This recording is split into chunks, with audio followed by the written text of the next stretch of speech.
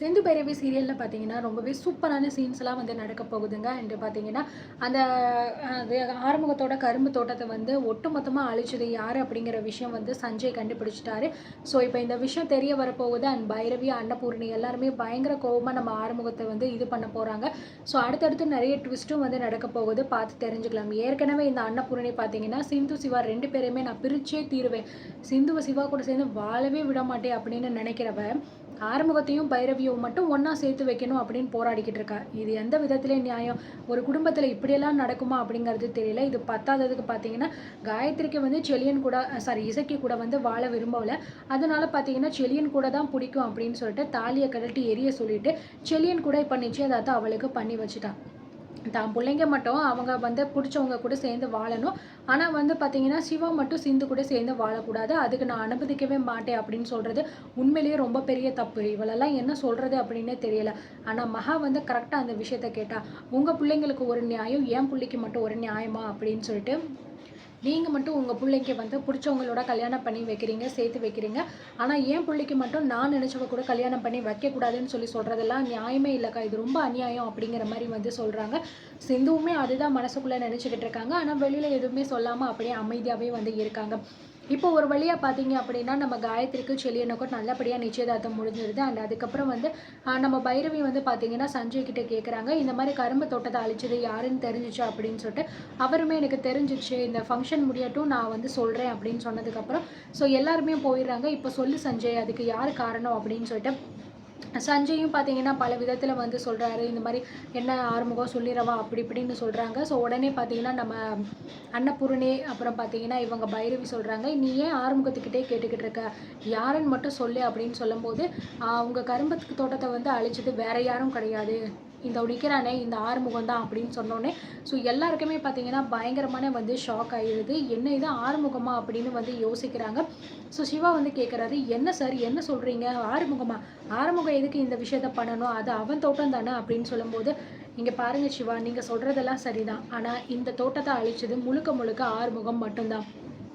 என்ன ஆறுமுகம், நான் சொல்கிறது சரிதானே, எல்லாரும் முன்னாடியும் உண்மையை சொல்லு, எதுக்காக இப்படி வந்து பயந்து போய் நின்றுக்கிட்டு இருக்கீங்க, அதான் உண்மை வெளியே தெரிஞ்சிருச்சே அப்படின்னு சொல்லும்போது ஆறுமுகம் பார்த்தீங்கன்னா மனசுக்குள்ளேயே ஐயோ என்ன விஷயம் தெரியக்கூடாதுன்னு நினச்சோமோ அது தெரிஞ்சிச்சு, பைரவிக்கு இந்த விஷயம் வேற தெரிஞ்சிச்சு, இப்போ அவள் என்ன சொல்ல போகிறானே தெரியலையே அப்படின்னு அப்படியே முழிச்சுக்கிட்டே வந்து நின்றுக்கிட்டு இருக்காரு.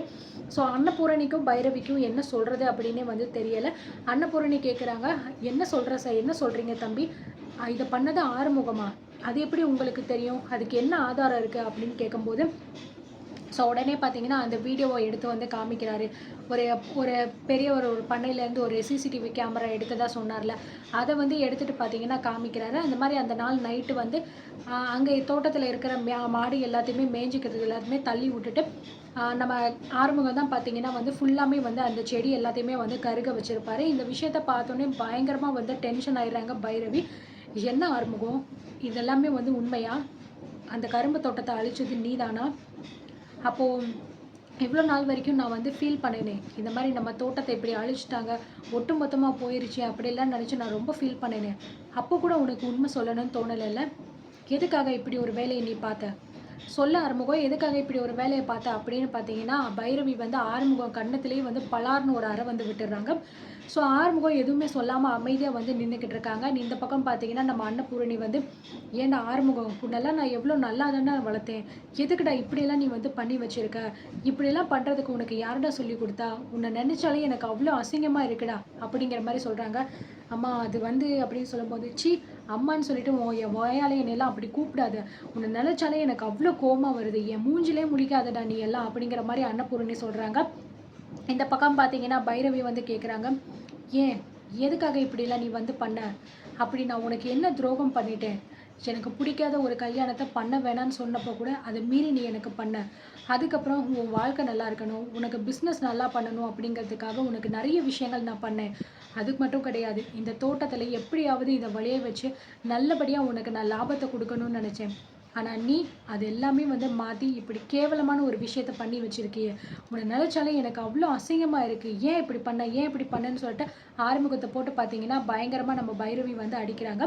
ஸோ ஆறுமுகம் வந்து பைரவி பைரவி ப்ளீஸ் நான் சொல்கிறத கொஞ்சம் பொறுமையாக கேளு, நான் ஏன் இப்படி பண்ணேன் அப்படிங்கிறத நான் உங்ககிட்ட சொல்லிடுறேன் அப்படிங்கிற மாதிரி சொல்லும்போது சிவா வந்து சொல்றாங்க, "என்ன ஆறுமுகம் இப்படிலாம் சொல்லிக்கிட்டு இருக்காங்க. நீ ஏன் இத பண்ண?